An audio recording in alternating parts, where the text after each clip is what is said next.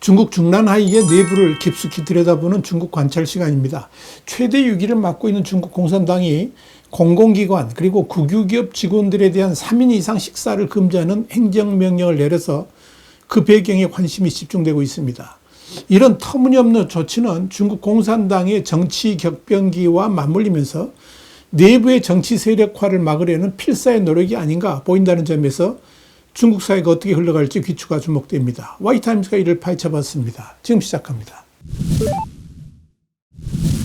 지난 7일 중국 웨이보의 독립형, 이걸 해석을 하자면 인디펜던스 플랫폼이라 할 수 있는데, 이 독립형은 중국 공산당이 공무원뿐만 아니라 국유기업이나 방송국 등 공공기관의 모든 임직원들에 대해서 3명 이상이 모이지 못하도록 했으며, 심지어 저녁 회식은 물론이고 식사까지 금지시키는 조치를 내렸다면서, 만약 3인 이상의 모임이 필요할 경우에 당국자의 허락을 받아야만 한다, 이런 글을 게재했습니다. 그렇다면 이 독립형이 올린 이 글이 사실일까요? 우리 신문도 하도 의아한 조치라서 바로 취재를 해봤는데 결론은 100% 사실이었습니다.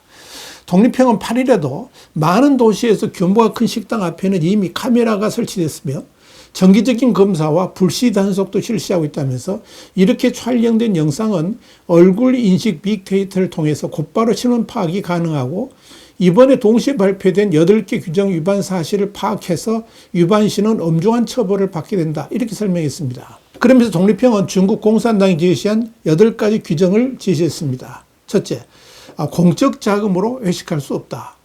둘째, 기업이 마련한 연회에도 참석해서는 안 된다. 셋째, 얼굴을 가리는 등 변장하고 먹고 말 수 없다. 넷째, 업무와 관련해 관리 및 서비스 대상이 마련한 연회에 참석해서도 안 된다. 다섯째, 공무 수행에 영향을 줄 수 있는 연회에 참석해서도 안 된다.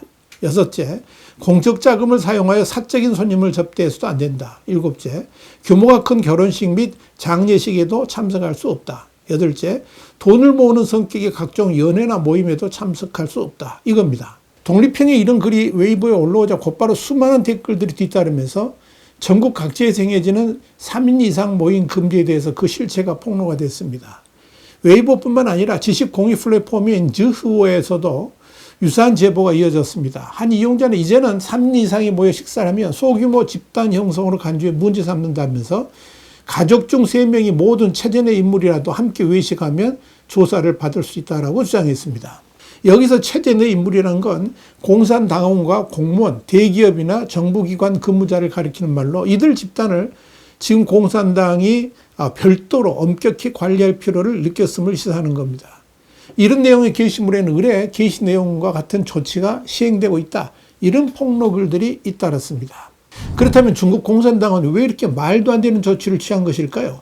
현재로서 생각해 볼 수 있는 것은 그만큼 중국 공산당 내부가 흔들리고 있고 또 불안해하고 있음을 보여줍니다. 심지어 두세 사람이 모여서 현재의 시국에 대해서 의견을 교환하는 것조차 두려워할 정도로 중국 공산당이 그만큼 허약한 상태가 되었음을 반증합니다.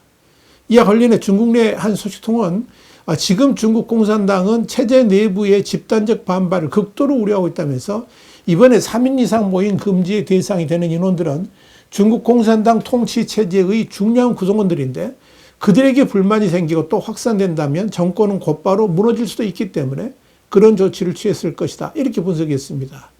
이 소식통은 이어서 최근 중국 공산당 내의 공무원들이나 조직원들은 지방 재정이 어려워지면서 제대로 된 급여도 받지 못하는 경우들이 많아졌고, 심지어 외국 여행도 가지 못하도록 여권도 압수된 상태라면서, 이런 불만이 누적되어 있는 상태에서 중국 공산당의 핵심 지도부가 흔들리고 있다는 것을 알게 되면 심각한 일이 발생할 수도 있어서 이를 예방하기 위한 조치로 풀이된다, 이렇게 설명했습니다. 이는 결국 중국 공산당이 체제 내 불만 억제가 최우선 과제임을 보여주는 것으로, 핵심 지도부가 흔들리는 상황에서 체제 유지 필수 요원들까지 불만으로 뒤덮이게 되면 공산당 체제 붕괴도 올 수 있다는 점에서 사전 예방 조치에 들어간 것으로 판단됩니다. 이렇게 중국 공산당이 불안과 두려움으로 가득 차 있다는 것은 그만큼 지금 중국의 권부가 흔들리고 있음을 보여주는 것인데, 이는 시진핑의 공식적 사임이 임박했다는 뜻이고, 이런 흐름은 되돌릴 수 없다는 것을 보여줍니다. 더더욱 시진핑이 그나마 희망을 걸고 있었던 허웨이둥 중앙군사위원회 부주석이자 정치국 위원이 실종 상태가 아니라 사망한 것으로 보여서 시진핑에게는 엄청난 충격으로 다가왔을 듯 보입니다. 허웨이둥은 시진핑 주석과 장유샤에 이어서 중국군 소열 3위입니다. 그는 지난 3월 11일 중국 의회인 전국인민대표대회가 폐막한 이후에 그 행방을 알려지지 않고 있었습니다. 그리고 그는 대중에게 공개된 4차례의 중요 회의에도 불참했습니다. мя오아가 정직된 후에 중국의 모든 군사정책을 책임지는 중앙군사위원회는 5명의 위원으로 남게 되었는데 허위둥은 그중 한 명이었습니다. 허위둥은 군 출신 인사들의 최고위직인 부위원장으로서 중국이 군사행동을 취할 경우에 현장에서 중요한 역할을 수행하는 막중한 책임을 지는 인물이기도 합니다. 허위둥과 관련해 중국 전문가인 차이생쿠는 9일 자신의 X를 통해서 시진핑 중국 국가주석이 취임 이후에 군권을 장악하는 데 있어서 1등 공신이면서 사실상 시진핑의 20년 지기이자 최측근인 슈치량 중앙군사위원회 부주석이 2일 돌연 사망한 이후 8일 장례식이 치러졌다면서 허위둥은 팔보산 혁명공원에서 열린 슈치량의 장례식에 중앙정치국 위원 중 유일하게 조화를 보내지 않았다라고 밝혔습니다. 차이생쿠는 이어서 허웨이둥의 조화는 원래 리홍준과 허리펑 사이에 놓여졌어야 하나 중앙정치위원 중 유일하게 허웨이둥의 조화만 없었는데 이는 허웨이둥이 지금 조화를 보낼 수 없는 상황임을 보여준다면서 이는 허웨이둥이 더 이상 중앙정치위원도 아니고 사실상 이미 사망했음을 보여준다라고 설명했습니다. 사실 허웨이둥의 사망설은 그동안 중국 권부 내에서는 많이 퍼져 있었지만 이를 확인할 만한 증거가 없어서 그저 잠적 또는 실종 상태로만 분류되어 왔었습니다. 그러나 이번 슈치량 장례식 장면에서 허웨이둥의 유고는 현실화되었다라고 볼 수 있습니다. 일각에서는 이 허웨이둥이 푸젠성 최전선에서 대만에 대한 군사작전을 준비 중이다 이런 소문도 있었지만 이런 내용은 그저 풍문에 불과하다는 것을 이번 슈치량 장례식이 보여주었다 이렇게 할 수 있을 겁니다. 이렇게 되면 시진핑은 군부의 두 핵심 수장을 모두 잃어버렸다는 점에서 더 이상 희망을 걸기 어렵게 됐습니다. 한편 80년대 태어난 젊은 정치평론가인 샤오슈자는 자신의 X를 통해서 왕량이 비밀리에 은퇴해서 복귀하여 시진핑 주석이 총서기로 활동하고 있다면서 처음 이 소식을 접했을 때 정치적 증거가 필요해서 확신이 서지 않아 보도하지 않았지만 최근 이를 확신할 수 있는 근거들이 생겨 이를 밝히게 되었다라고 짚었습니다. 샤오슈지아는 이어서 왕량이 총서기 직무대행을 맡았음을 증명하는 3가지 증거가 있다면서 첫째, 5월 정치국 정기회의가 열리지 않았는데 이는 확대 정치국 회의가 정치국 정기회의를 대체했음을 보여주는 것이고 이는 원로들이 정치 상황을 장악하고 있음을 말해준다고 설명했습니다. 그는 시진핑 주석은 2주 넘게 공직석상의 모습을 드러내지 않았는데 이 또한 중요한 두 번째 증거가 된다면서 셋째로는 중앙인민정부 홍콩특별행정구 연락판공실 주임 겸 홍콩 마카오 사무판공실 부주임인 정앤숭이 돌연 해임되었다는 사실이 시진핑의 총서기직 상실을 말해준다고 설명했습니다.